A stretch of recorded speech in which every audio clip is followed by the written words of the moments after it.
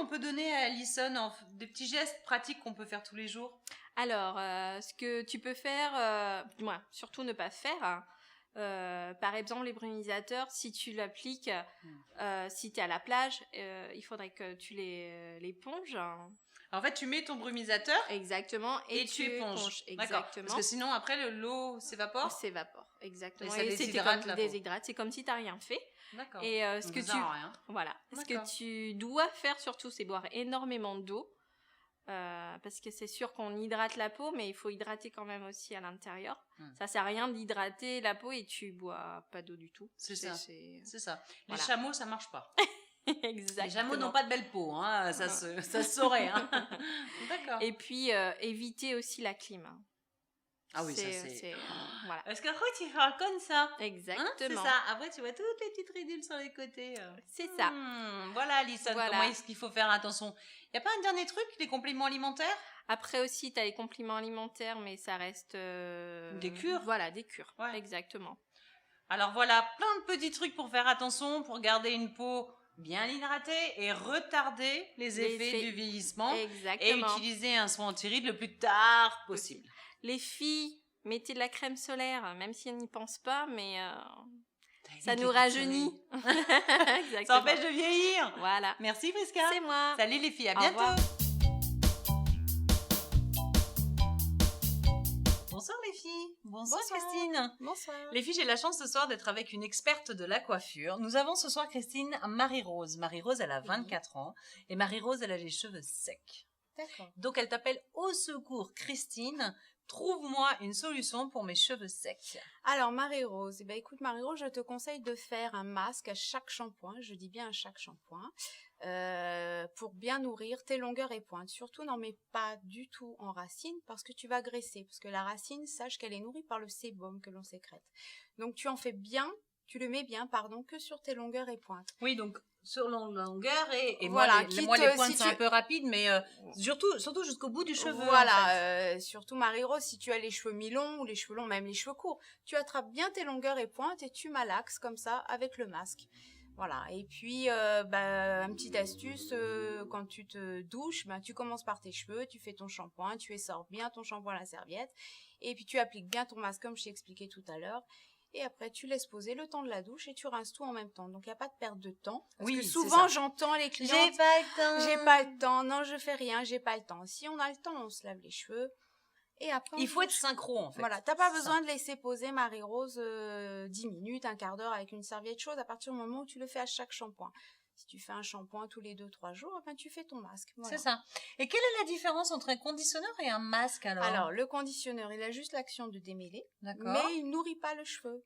Contrairement à un masque qui est plus concentré et qui, lui, va nourrir. Donc, pas besoin non plus de démêler. Tu as juste à prendre tes mains, tu passes entre tes doigts comme ça tes cheveux et tu rinces. Si Marie-Rose voit que le masque ne suffit pas et qu'elle a encore un peu les cheveux rêches... Oui, parce que je lui conseille à Marie-Rose, c'est de mettre un sérum. Un sérum qu'elle met soit sur ses cheveux secs après son brushing. D'accord. Et si elle fait pas de brushing? Même sur un cheveu naturel. Il existe des sérums spécifiques. Sec le matin? Le matin, elle peut le mettre le matin. Sur un cheveu sec. Ou elle peut même mettre le soir également. Parce que d'accord, c'est vrai que le sérum a tendance, si par exemple il fait très beau, il fait très chaud, c'est comme quand on se met de l'huile solaire. Donc ça peut avoir un effet inverse. Donc ce qu'il est bien de faire, c'est de le mettre aussi le soir. Le soir avant de se coucher, comme sa crème de nuit. Voilà, je conseille de le mettre le soir. Merci pour toutes ces indications, Christine. Marie-Rose, j'espère que nous avons répondu à ta question avec plein de détails quand même. Hein, j'espère. Les filles, je vous souhaite une très bonne soirée. Bonne soirée. Merci Christine. Merci. N'oubliez pas de nous envoyer vos questions sur www.secretdefille.tv et notre page bleue. À bientôt, salut. Au revoir. Voilà une écharpe sling, une écharpe courte à anneaux. Ce sont des anneaux là en aluminium qui sont très légers mais très résistants. L'idée c'est d'enfiler en fait le sling un peu comme une écharpe de miss ou de mère. Et l'écharpe elle repose sur une épaule avec les anneaux qui sont à peu près en dessous de l'épaule. Par rapport à ta poitrine, il faut faire attention à... Oui, j'ajuste à Après, je ferai des réglages en fait sur moi et sur bébé. L'idée, c'est qu'en fait, voilà, l'écharpe, elle soit posée, qu'elle soit bien étalée derrière. Voilà. Que ça prenne bien la largeur de ton dos, en plus fait. le tissu est étalé, plus on répartit du poids. C'est intéressant. Là, elle est juste à la bonne amplitude, je dirais. Elle n'est pas ni trop lâche ni trop serrée. Le gros avantage, c'est qu'on fait des réglages vraiment sur soi et sur bébé. Donc, on peut se passer l'écharpe, par exemple, de papa à maman ou de maman à tati. Il n'y a pas de pré-réglage. C'est vraiment, on l'installe et ensuite on ajuste. Ensuite, on règle. Je vous présente Bébé, notre star de la journée. Bon, déjà, je ne tiens pas bien parce que sa tête se balance dans tous les sens. Voilà. Voilà, toi, tu le tiens. Je l'installe un peu haut sur mon épaule. Ah oui, d'accord, tu fais exprès. Ouais, parce que c'est l'épaule opposée à l'anneau et du coup, je vais l'installer de ce côté-là. Et du Tu coup, attends quelques instants qu'il se calme. Surtout les premiers temps, voilà, j'attends qu'il soit prêt en fait et que du coup il s'arrondisse un petit peu, qu'il se blottisse. Ah d'accord, c'est éventuellement fait exprès, en fait. qu'il remonte un peu les genoux, voilà. Ma main passe contre moi, elle va écarter l'écharpe, elle va permettre au pied de bébé, voilà, de glisser, de descendre. Et je vais l'installer, voilà. Progressivement, tu le glisses. Je le glisse. Tu lui laisses les pieds dehors. Les pieds sont dehors, les pieds et la tête vont rester dégagés. D'accord. La première couture du sling, je la remonte tout doucement. Je fais attention à avoir le moins de plis possible dans le dos. Et bébé, en fait, il va comme s'asseoir. Il va s'installer, en fait. Il va s'asseoir. Tout le reste du tissu est sous ses fesses et sous ses cuisses. Là, il n'a pas la main coincée. Alors lui, il va mettre ses mains comme il a envie. Des fois, souvent les tout petits gardent les mains, les bras contre eux. Il peut mettre un bras plus haut. Plus grand, il peut même sortir un bras.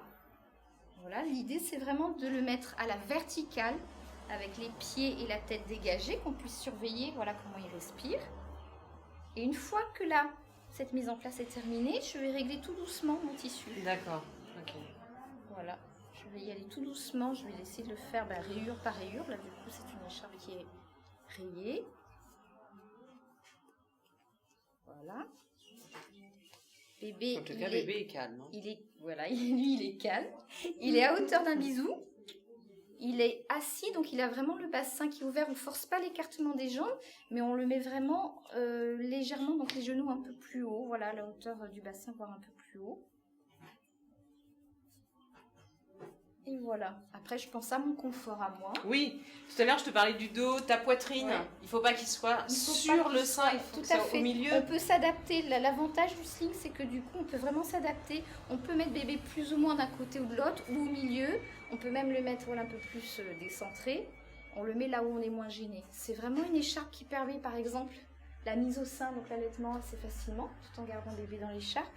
C'est une écharpe qui, quand on a compris un petit peu la technique, c'est une écharpe d'installation rapide et avec laquelle on n'a pas beaucoup de tissu sur soi, donc on n'a pas très chaud. Voilà, tout est relatif.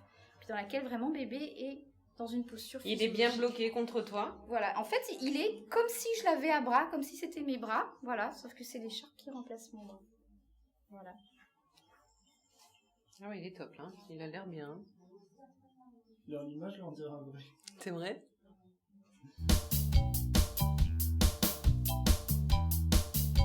Bonsoir les filles, bonsoir Christelle. Bonsoir. Les filles, j'ai la chance ce soir d'être avec Christelle qui est notre psy secret de fille que je ne vous présente plus.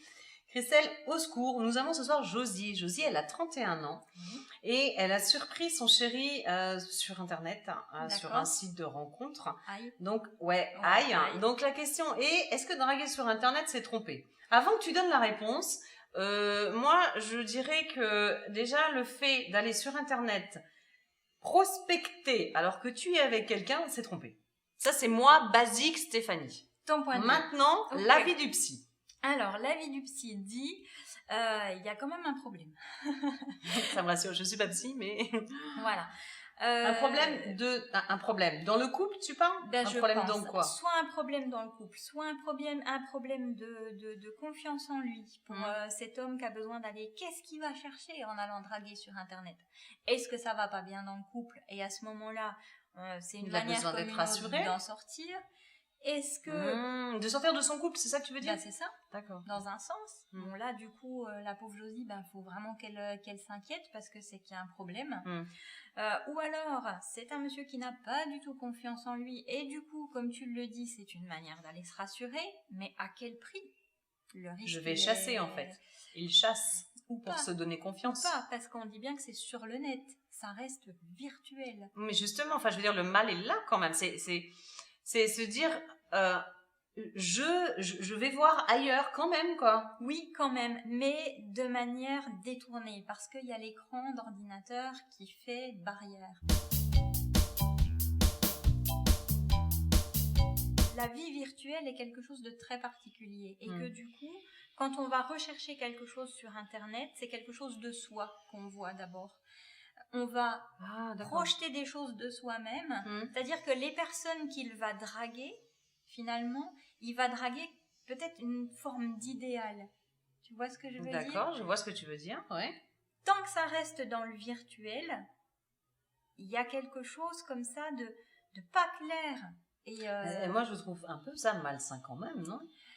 Alors, tout dépend le but. Quel est le but? Est-ce que vraiment c'est d'aller draguer? Est-ce que c'est de donner du piment à son couple? Mais c'est pas la meilleure manière de le faire. Qu'est-ce qui est derrière? C'est ça la bonne question à se poser. Josie, il faut vous demander, c'est qu'est-ce que va chercher votre mari quand il fait ça? Est-ce qu'il a besoin d'essayer de pimenter son couple? C'est-à-dire qu'il ne franchira jamais la barrière de l'écran, mais est-ce que vous en êtes sûr? Est-ce que c'est... Il y a des personnes pour qui, dans le couple, d'accord tous les deux, ont chacun une espèce de vie virtuelle parallèle, oui. Qui donne... Oui, mais après c'est un choix. Là, en l'occurrence, Josie, ça ne l'est pas apparemment. Voilà. Hein. Donc si ça n'est pas son choix, il faut qu'elle mette les choses au clair. Il y a quelque chose qui ne va pas. Soit pour lui tout seul, soit dans le couple. Mais en tout cas, ça a des répercussions dans le couple et il faut pas qu'elle reste comme ça. Parce que Josie, elle va en souffrir énormément.